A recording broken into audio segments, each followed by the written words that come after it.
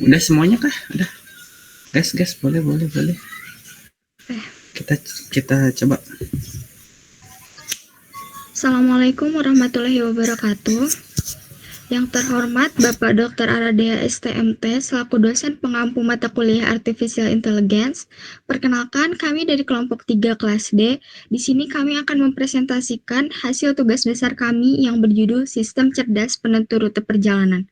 Sebelum memulai, izinkan kami memperkenalkan terlebih dahulu anggota kelompok kami. Perkenalkan, nama saya Alia Saumi dengan NPM 237006109. Saya Lalu Lutfi Fajar Saladin dengan NPM 237006095. Perkenalkan, nama saya Muhammad Raihan Hidayat dengan NPM 237006108. Perkenalkan, nama saya Rijal Saiful Ahmad dengan NPM 237006107. Perkenalkan, nama saya Muhammad Lutfi Nur Hakim dengan NPM 237006179.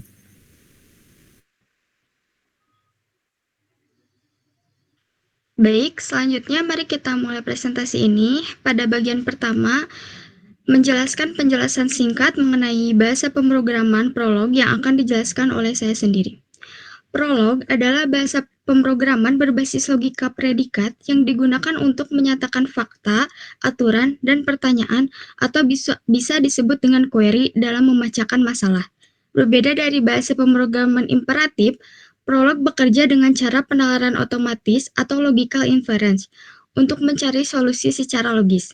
Bahasa ini ditemukan pada tahun 1972 oleh Alan Colmerer dan Philippe Roussel di Universitas Aix-Marseille, Prancis, sebagai alat bantu penelitian di bidang kecerdasan buatan artificial intelligence dan pemrosesan bahasa alami.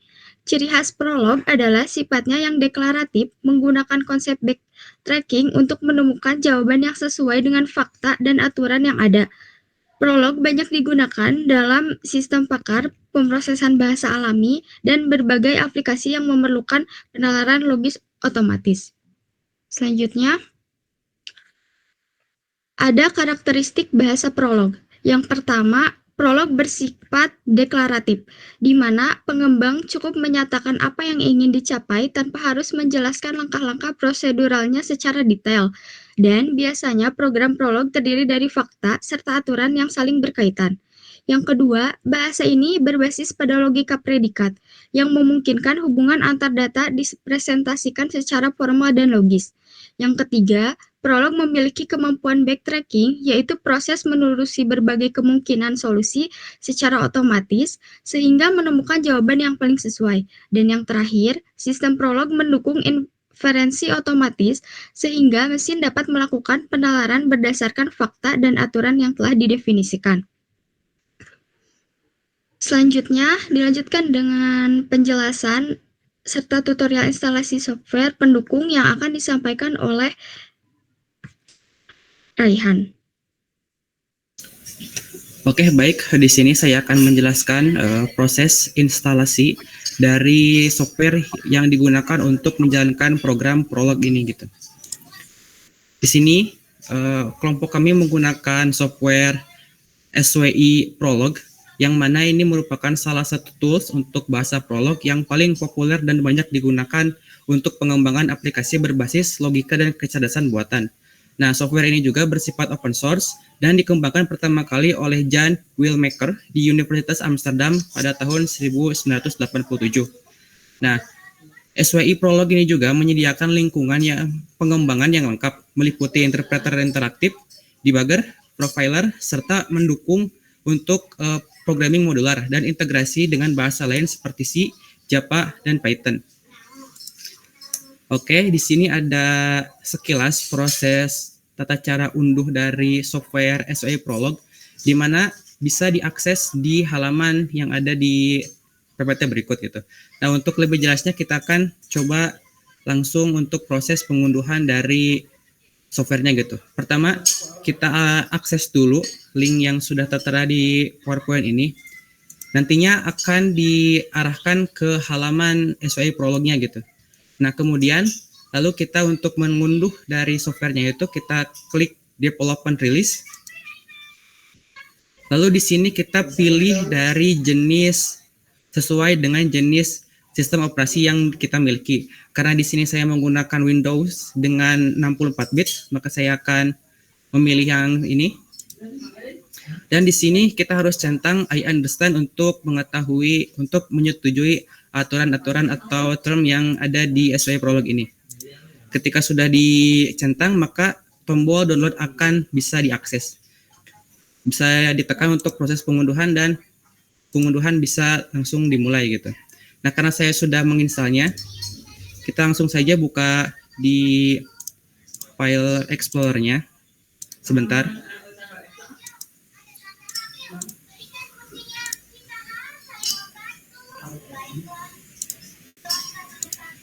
Nah, di sini file yang sudah di-download tadi kita buka. Kita mau run dan run away. Oke, karena ini sudah install, kita klik yes. Tunggu sebentar. Nah, di sini kita langsung mulai proses instalasinya. Di sini kita langsung next saja. Dan di sini kita langsung agree. Dan di sini yang lebih yang dianjurkan kita langsung pilih option yang paling bawah, add sweep the system at all current user. Lalu next. Lalu kita next kembali untuk proses instalasinya. Di sini juga centang semuanya yang diperlukan, lalu install. Lalu kita tunggu sampai proses instalasinya berhasil.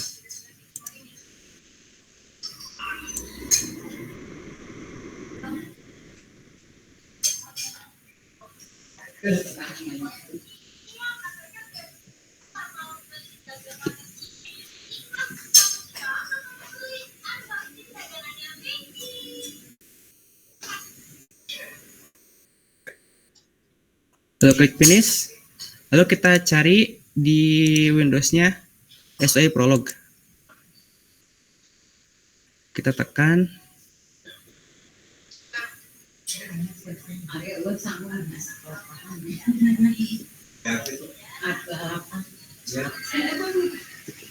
Nah, ini merupakan tampilan dari SOA Prolog-nya gitu. Sekian dari proses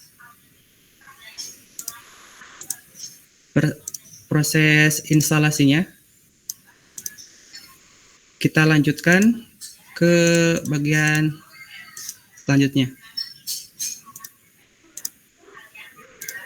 Baik, akan dilanjutkan oleh Lutfi Nur Hakim, yaitu pengenalan lingkungan kerja tools.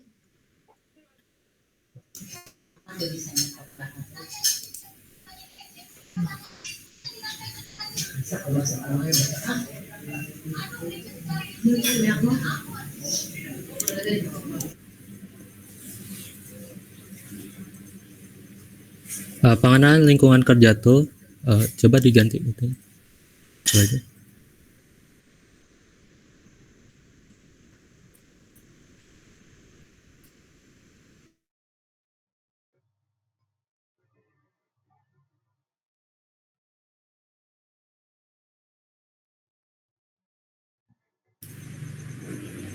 Ini untuk share screen-nya gimana ya? Oke. Sebentar.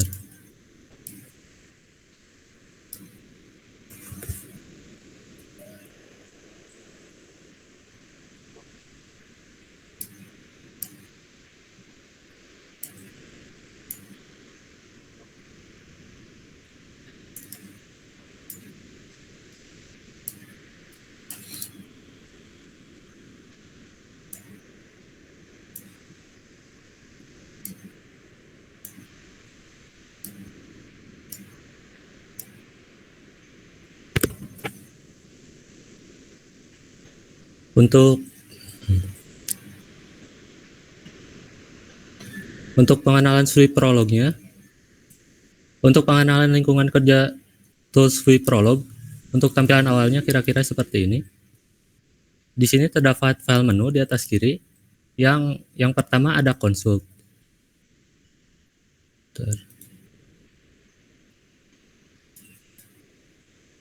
Yang pertama ada consult. Consult digunakan untuk memuat atau membuka file program Prolog yaitu .pl ke dalam memori. Oke, belum. Udah rekaman. Untuk tampilan sweep, untuk pengenalan tampilan sweep Prolog, kira-kira tampilan awalnya itu seperti ini. Pertama, di atas kiri ini terdapat consult. Consult digunakan untuk memuat atau membuka file program Prolog yaitu file.pl ke dalam memori sehingga bisa dijalankan atau diuji langsung di lingkungan sweep Prolog. Yang kedua ada edit. Edit untuk membuka editor teks bawaan sweep Prolog untuk menulis, mengubah atau memperbaiki kode program secara langsung. Yang ketiga terdapat new. New digunakan untuk membuat file program Prolog yang baru yang dapat langsung disimpan dan digunakan untuk menulis fakta maupun aturannya. Kemudian pada edit ini terdapat copy untuk menyalin teks atau kode yang dipilih ke clipboard. Kemudian ada paste, menempelkan teks atau kode dari clipboard ke posisi kursor. Kemudian ada setting. Pada setting ini terdapat font untuk mengubah jenis dan ukuran huruf pada tampilan editor dan konsol Prolog. Lalu ada user init file. User init file ini digunakan untuk mengatur file instalasi pengguna yang dijalankan secara otomatis saat program dijalankan. Kemudian ada GUI preference. GUI preference ini digunakan untuk mengatur tampilan antarmuka grafis seperti tema, warna, atau tata letak jendela. Untuk pengenalan lingkungan kerja toolsnya kira-kira seperti itu. Kemudian pembahasan studi kasusnya akan dilanjutkan oleh Rizal.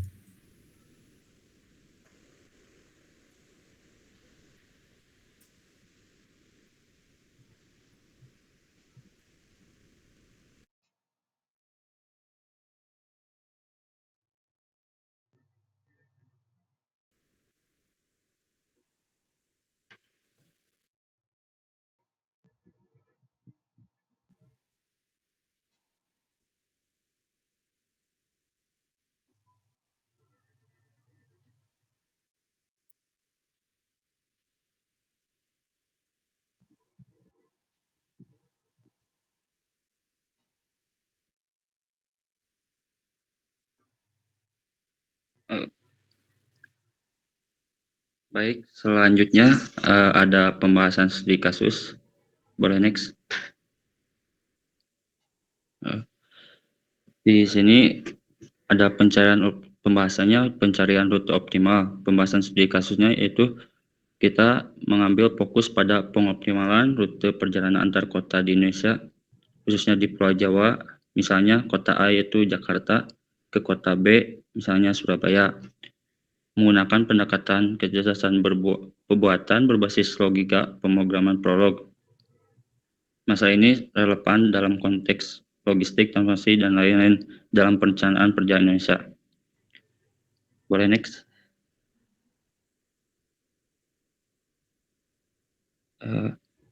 Ini ada solusi studi kasusnya.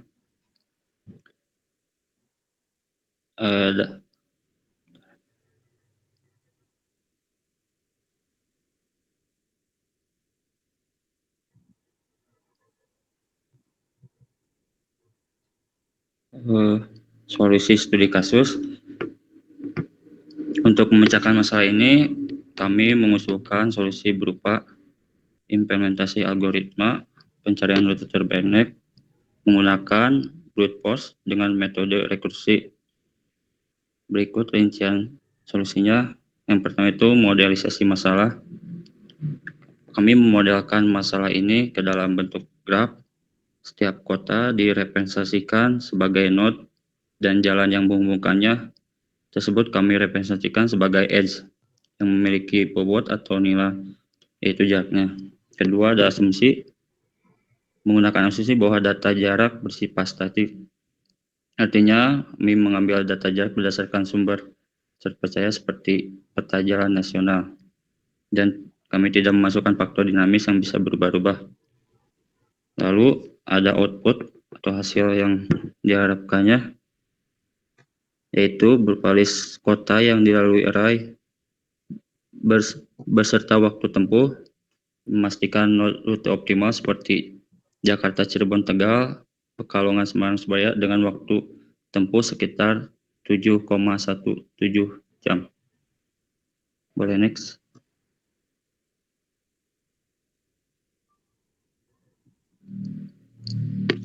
Lalu ada fakta dan aturannya.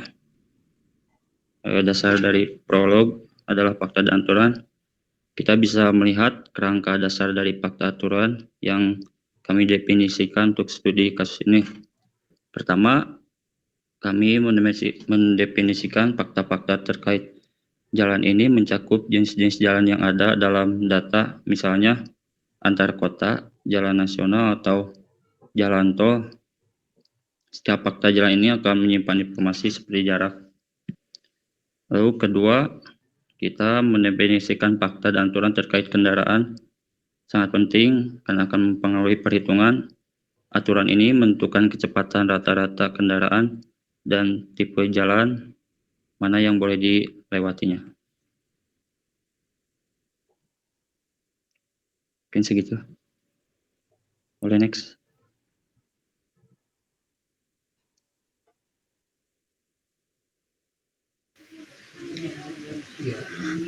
Oke, yang terakhir adalah demonstrasi penerapan solusi dari studi kasus tersebut yang akan disampaikan oleh rekan saya, Lutfi Fajar. Nah, baik. Terima kasih atas kesempatannya. Selanjutnya adalah demonstrasi program.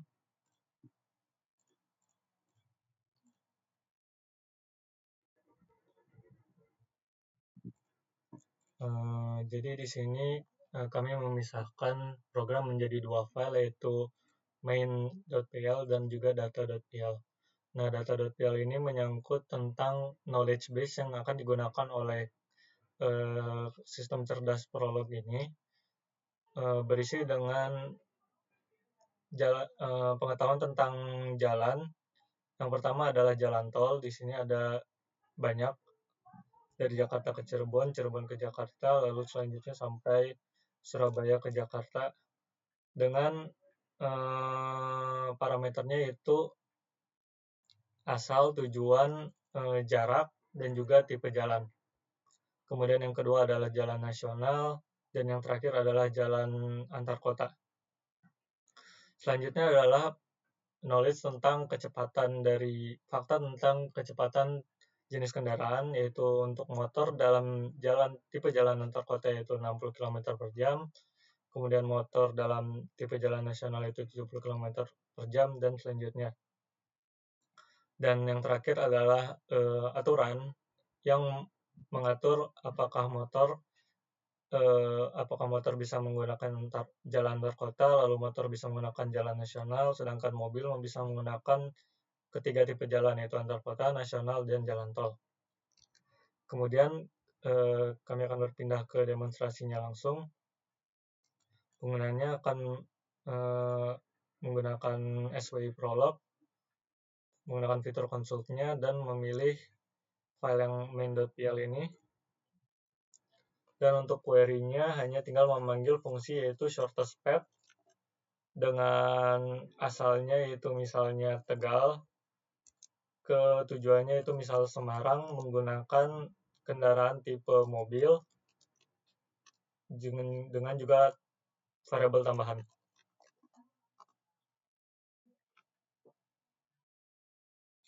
Ya, ini adalah hasilnya, yaitu jalannya itu melalui kota Tegal yaitu asal, Pekalongan, dan juga Semarang dengan waktu tempuh yaitu 1,25 jam.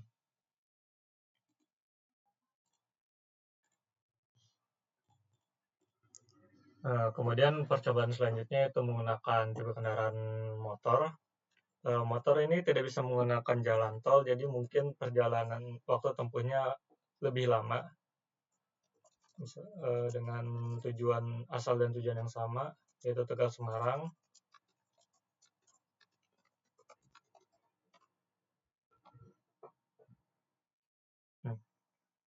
ternyata masih melewati jalur yang sama, itu Kota Tegal, Pekalongan, Semarang, tapi dengan waktu tempuh yang berbeda, yaitu 1,92 jam. Sekian demonstrasi program. Saya kembalikan ke moderator.